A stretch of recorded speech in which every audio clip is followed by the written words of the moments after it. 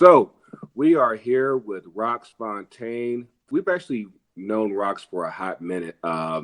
We got linked up with him last year through Instagram. Found out about he actually runs another culture group called Apollo Culture up in New York. So Apollo North. Well, what's good with you, man? I'm chilling, man. Drinking down some bourbon while I chat with y'all. Yeah, give y'all the ladies, you hear him? He cultured. Yeah. Out, bro. Out. But yeah, man. Like we've been talking about through the episode. Of course, we wanted to link up with you the past few weeks. Of course, the stuff that came out. Well, actually, for those,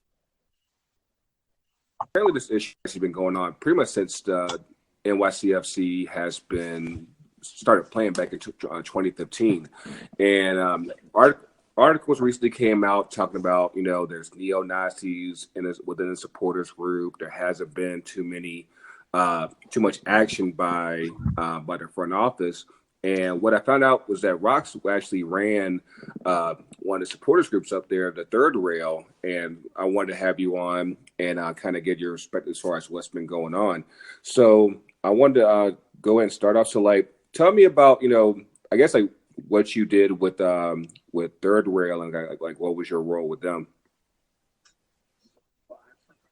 So I took over Third Rail pretty much midway through the first season. The club was growing super fast. Members were coming in left and right. I was member number 384. So I remember when they hit 500, then 700, then 1,000, 1,400. I was like, yo.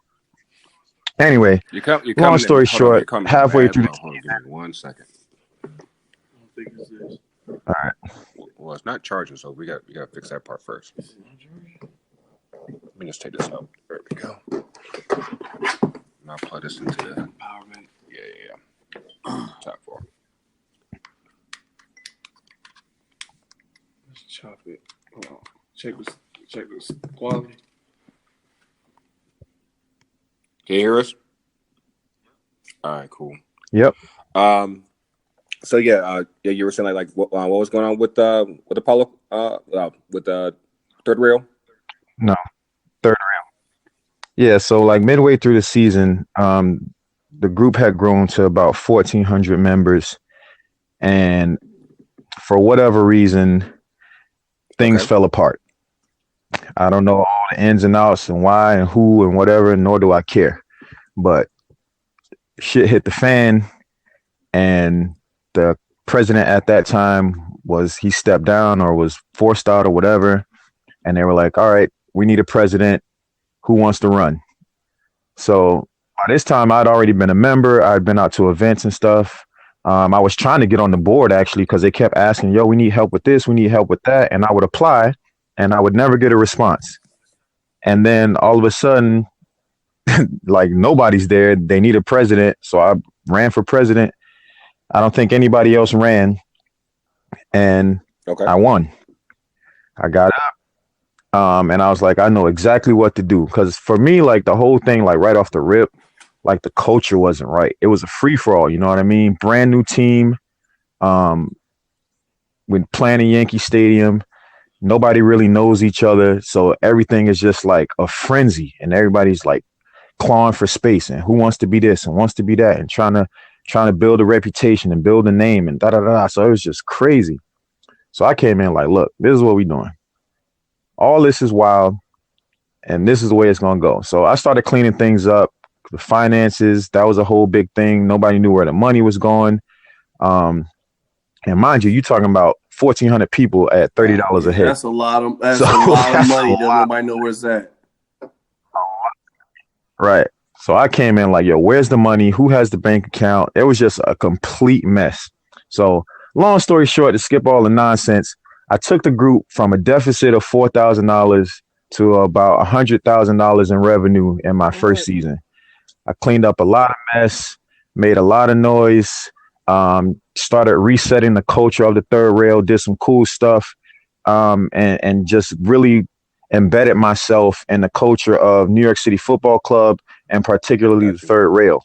So year two, it was more about like, all right, it was a mess last year. Now we just got to do a whole bunch of cool stuff and like reignite the fire. Cause like people talking trash about us on this side and they this and they that. And I'm like, none of that is true. And all the people that y'all are talking about that created that mess are in y'all groups now. So like, what are you talking about? So, it's just a lot of like resetting stuff and getting everything straight on paper so that we can do more organized stuff. Cause you can't just like up and do stuff without having a clear and concise goal that everybody's working towards. There's just too many people going in too many different directions. So through all of this, you have a lot of hype because the team is so new and they're really pushing the expansion rivalry between NYCFC and Orlando City, which ain't really no rivalry. Everyone wants to make. Orlando wants to smoke with everybody, man. I don't get it either. That's funny. Just because y'all came in the same, it don't make no sense, man. Yeah, and then of course a Red Bull rivalry. So that one was like actual heat because they would come over here and make a fuss, and we would go over there and make a fuss, and it was messy. So that was like the real. The Cosmos one. Oh yeah, I was there for that too. Yeah, y'all be living in New York, man. I damn near like to kill somebody that night, boy. I remember watching that one on YouTube. It was wild. I've never seen a U.S. Open Cup match that hot ever. Like that shit was fucking incredible. Yeah. Beginning, man, we used to move heavy, but it was kind of in a bad way. Like it was good energy, of course. People want that like excitement. They want that, large number energy. But like I said, man, it was a free for all. Like there was no defined culture, so it just got out of control real fast. And like I said, in different directions like that, you got 1,400 people out at a damn semi-pro stadium, and security don't even know how to handle a crowd this large, and you got fights breaking out every 5 feet. It was just a mess, man. So tell me, like all of that. I did a little bit of research, going into, talking to you. Like I actually found out like there were articles about the issues with the supporters, like I said, going back to the beginning. So like, when did you start noticing, things were starting to get a little wild? So I always recognize them, but it kind of works out like this. And this is the issue that everybody has is we know what they look like, but that's profiling. You know what I mean? It's profiling. You walk into the stadium, you see a dude with a skinhead and tattoos out the ass, and they just look like trouble. They got on their glasses. They all dressed in all black. Like, what the look is. Like, hooliganism that's a whole look. It's a whole vibe. You know what I mean? You know what it is when you see it. Mm-hmm. So, like, what do you do, though? You can't, unless they do something, you can't really say nothing. Right. So I've seen them. Everyone has seen them. Now, the reports of there being Nazi flags in the support, all that's wild, man. What it is a very, very small contingent of people. It's probably like 7 to 8 of them in total. There's like Eastern European dudes, like I said, bald, tats, and all that. They all rolled together. Most of them have been banned since like year one. Okay. Because like I said, in the beginning, it was a free-for-all, and they were just doing dumb shit all the time, getting in a fight everywhere we went, getting fights at the bars, outside. Just nonsense everywhere we went. The whole dust up at Red Bull Arena by the bar, that was them. Same people. Oh, that was them. So, hey, I got the link up right now. That fight outside that bar. Yeah, that was all them, man. So that's been happening for years. Like I said, the team banned most of them. Because I haven't seen the ones I really remember seeing. I haven't seen them in like probably. I saw them the first year towards the end of the season, and then that was it. Okay. But there's this one, the one that everybody's talking about now, Irv. he's been around, huddled up with what's the name? NYCFC. Okay. Yeah, that's right. one So that we've heard about as well in the article. yeah, so they are basically former third rail members that split off. They was the ones that whatever the mess was, they was there when it happened. Now, who's responsible for what? I don't know. I don't even give a fuck. But it is without question that they were there. Okay. So they split off, started NYCSC because they wanted, again, this is the beginning. Everybody wants this official status, not realizing that shit don't mean nothing, really. So they wanted to be an officially recognized group by the club and do their own thing. And I'm like, all right, that's cool. Go right ahead. So they went like 5 or 6 groups, got together, started pooling their resources to hit whatever the requirements were for New York City Football Club to recognize them as an official supporters club.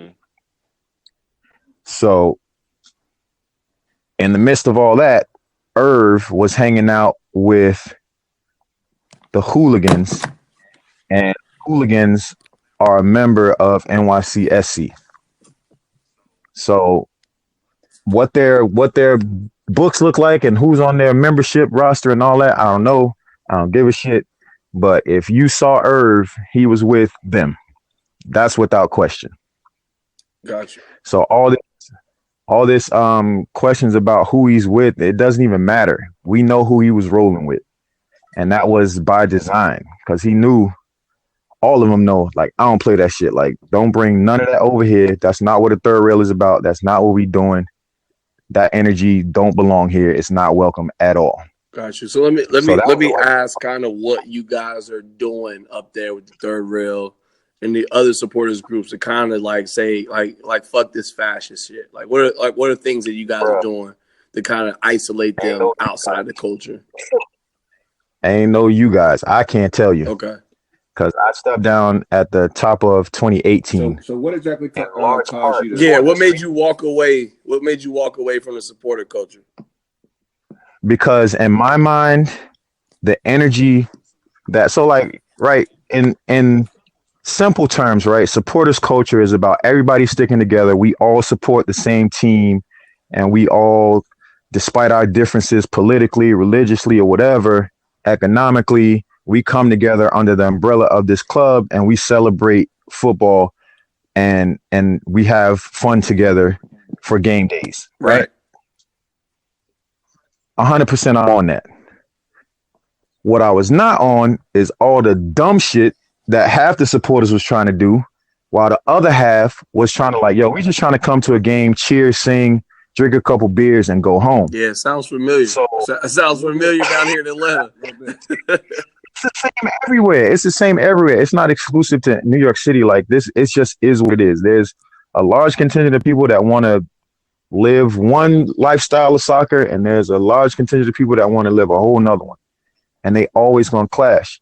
So I stepped away because I got sick of that energy, man, like fighting against that type of energy. Now, to say the whole section is Nazis, absolutely not true. Yeah. To say they're racist, there's varying degrees of that, I don't know. But what I can tell you is that the people that they talking about in that article, they exist. They were in the goddamn supporters section. That's without question. They were always trouble. Every time something happened, they were somehow involved. Like that's not up for debate. Yeah. So I got sick of fighting with that because I was trying to push the third rail and the supporter culture as a whole away from that type of energy, because it just makes everybody look bad. Every time you go somewhere, something happened and the seat getting pulled off. Somebody got punched in the face. Somebody's bleeding. Somebody's getting tased. This, that, third, the smoke bombs. This, every time. And it's just like, bruh, can we just go watch a game and go home? Please. You know what I mean? So I got sick of that energy, got sick of fighting with my own board at the time, got sick of fighting with members and this. I'm just like, I ain't on that shit, man. Like, you know what it is, how we get down. Like, we on some, this is what we doing. We chilling. It's about good energy. And if you ain't on that, then go ahead and do you. Yeah. So that's how I ended up leaving. It was just like all of that all of those things combined, it was just exhausting, man. And for what end?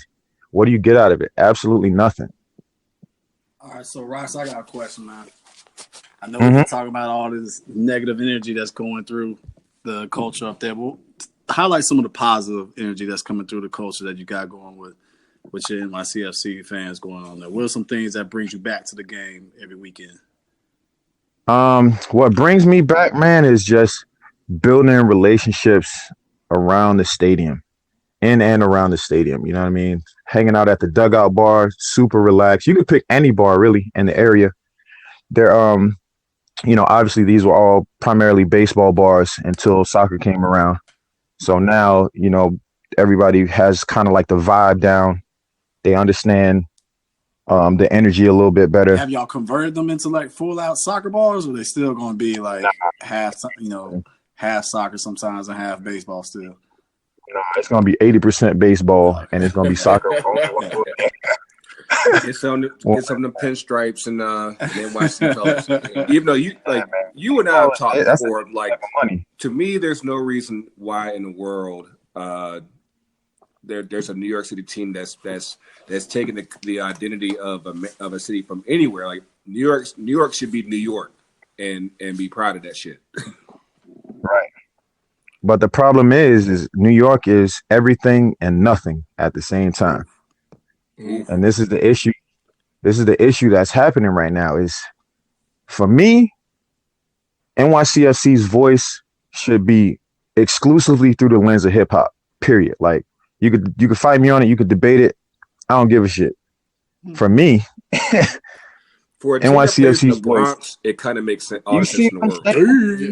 Hey, that's the thing about this sport, man. It's a lot of clubs refuse to accept this hip hop element that they can tap into. Mm-hmm.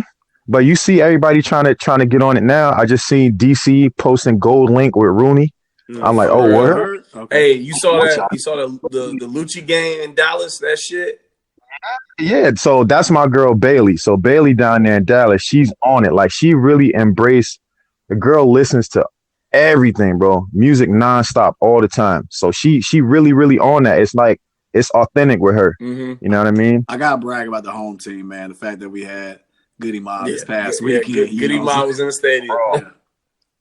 Yo, it's undeniable, man. Y'all really set the format for how all this shit goes going forward. Like it's clear as day.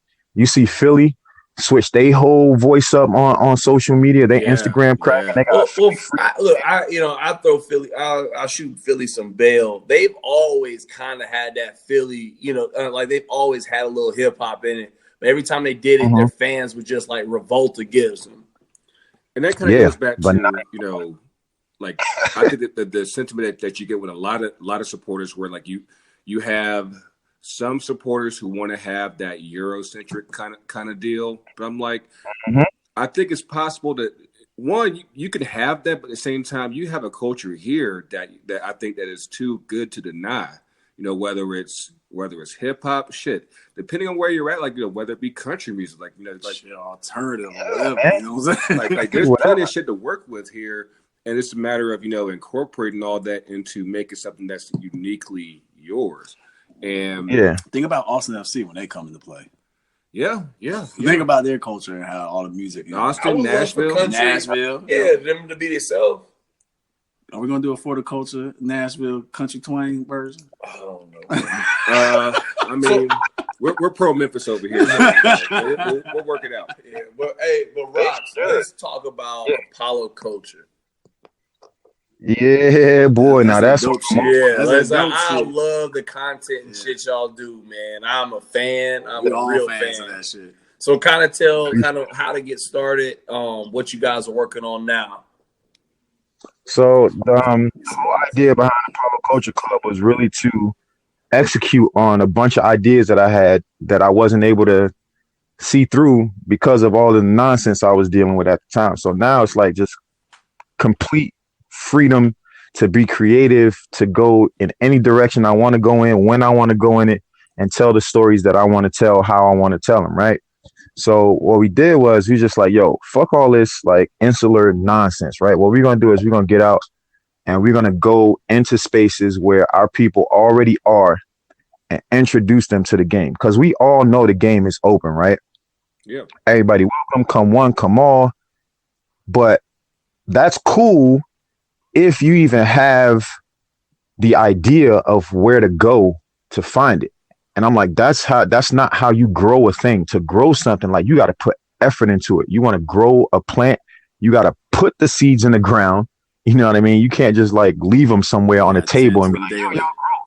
Yeah, it's like, yo, you could grow. I mean, you over there, you a seed, you could grow. No, you got to take the seed, put it in the ground, put the soil on it, cover it up, put some water on it, put some nutrients in there, give it some sunlight. You know what I mean? That's what we're trying to do. We're going into spaces where people already are and like one-to-one introduce them to the game. Hey, you ever been to a soccer game? No? Bet. You want to go? Yeah, I'll check it out. All right, bet. I got 2 tickets for you. We bring them in. We show them a good time, show them the energy, and they love it, man. And we doing that not just in New York City. We like, yo, we trying to run the Northeast. If we could take this over, because I go to every regional game. I'm going to do it in Philly. I'm going to do it in D.C. I'm going to do it in New England. I'm going to do it in go to Jersey with Red Bulls. Everywhere I go, I'm taking this message and saying, yo, if you're a Black American and you have no exposure to this game, we here for you. Yeah, that's huge, man. That's pretty much exactly what we're trying to do here. Like, that's why I said when we linked up last year, I was like it kind of just made all the sense in the world, you know.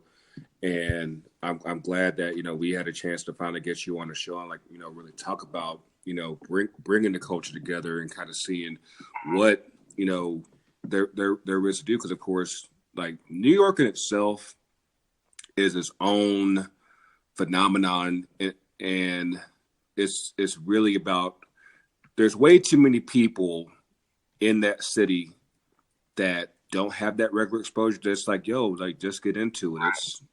It'll blow your mind. Right.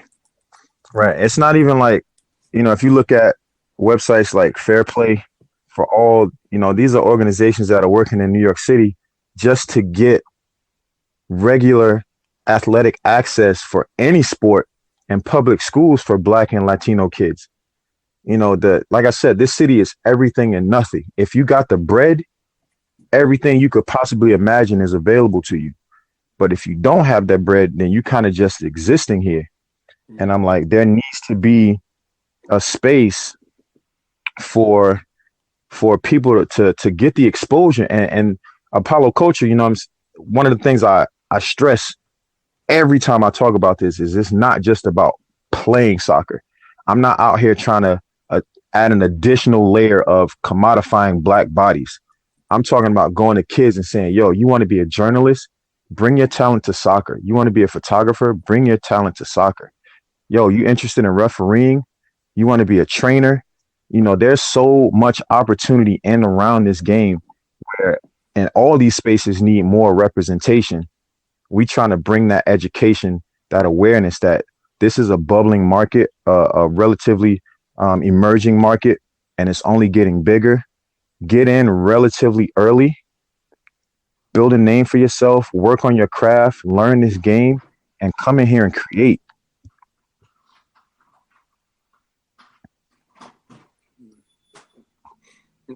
Yeah. I got anything else? I think it's just dope that the fact that you're getting around more to like the management side of the game too, because you didn't just limit at the option of just being a player as you highlight, but the fact that there's so many various aspects and avenues to be involved with the game, whether it be on the business side or whether it be on the, you know, the style side. There's so many avenues that as soon as we tap and put our, you know, our style to it, you know, we get that representation. It's truly ours, and it's truly something that's going to be repeated and imitated, you know, but never duplicated. Damn. Right. Damn. Sounds so good. Damn. When you think about it, the energy that our kids bring to everything that they do is out in the world, but they aren't. That's it, man. Hey, you hit that shit right on the head, man. It's like, how do we get our kids out there? We influence everything. It's time to get them. Like, this right now is like, it's a creative renaissance right now. And it's like we got to get our kids and people that look like us in the positions that matter. Facts. So it's like I said, what you're doing up there, man, I love it. I love what they're doing out there with Black Arrow out there on the West Coast. You know, what we're trying to do down here. It's just amazing. Like right now, you have these three powerful entities, right? That we brought together by a game, dude. Like a game has brought us all together. No. And it's like it's gonna be really interesting to see how we grow, all these three brands grow in this sport. And a game that, you know, most of us 10 years ago would have been called white boy. We call white boy for liking this game. Yeah, it's so funny too, man, because like my story is just kind of weird in that way, but my exposure to the game was in Japan. I was living over there at the time. And I was just like, I want to go check out. I've always been a seeker. So I was like, I want to go check out a soccer game, man. I had a local team, went to check it out. And I was like, it was the first time. First of all, I'm like 6'4", 180. Yeah, he's tall. He's tall. Yeah. You know what I mean? And but I'm over there and it's like, every conversation, and it's not intentional, you know what I mean? It's just like, I stand out. They're like, damn, you're tall. Wow, you're black. Oh, wow, what do you do? What are you doing here? Blah, blah, blah. So, going to the soccer game was the first time that I truly felt welcome. Like none of those questions came up. It was like, oh, how'd you find the team? Hey, you want a cigarette? Where are you sitting? Is this your first time? That was the next question. Japanese people are really polite, man. But yo, like real talk, Totally different like conversation. Like J League and all that stuff, like they're like mad. Oh no, yeah. Like it's crazy. Just like the baseball games too. Yeah. And they're only like J League is only like 3 years older than MLS. Yeah. So, I went over there. I had that experience. And I was like, yo, this is dope. But that was like in 2007. I came back to the U.S. in 2008. And, there was just no real exposure to the game. So when NYCFC popped up, I was like, yo, I'm on that. That's dope, Rox, man. That's dope. When you come back down here, man, like I've been trying to get back up here, but like we definitely have to link up again, and collaborate, man. Soon. I got to check the schedule. But I've been down there like 4 times already. Hey, you ain't told nobody. Damn! You come out of the city, ain't letting nobody know? Be down there, man. Damn. Yeah, every time New York is played down there, I was down there. We was down there. You saw us on the playoffs. Yeah. Yeah. That was a good day. Like of course we met a lot of the quite a few city supporters, and everything was love, man. And like I said, you're definitely welcome back down here. Like I said, we definitely have to chop it up again soon. Yeah, definitely have to collaborate. Like I said, when cultures combine, ain't no telling what can happen, man. That's it. Yo, that's a fact. So, hey, Rox. Where do we find you? Yeah, man. Let us know where they find you, where they find the brand. Apollo Culture. If you're on Instagram, Apollo Culture, that's where we post most of our content. We have a Twitter page. It's @_Apollo Culture, but it's all just direct feed from the Instagram. We're also on Facebook. Search Apollo Culture Club, and we'll link up. If you want to find me personally, I'm Rox Fontaine everywhere. ROXFONTAINE. Everywhere. That's it. Like, literally, my God, man, thank you for coming on. Like I said, this been a long time coming. Like I said, definitely keep it up. You got your support down here. Anything that we can do to help, we got you. Hey man, fuck skinheads. Yeah, at the end of the day, fuck fascists, yo. They know that, man. I ain't on that shit. They see me. Yeah, that's it. They don't want them hands. Yeah, man. All right, Rox, man. We holler at you, man. Yes, sir. All right, man. Later.